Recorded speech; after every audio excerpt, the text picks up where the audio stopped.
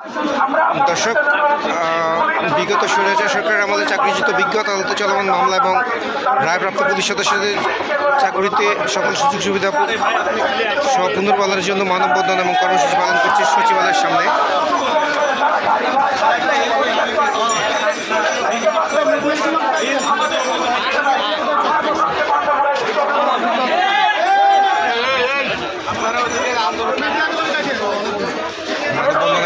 কর্মসূচি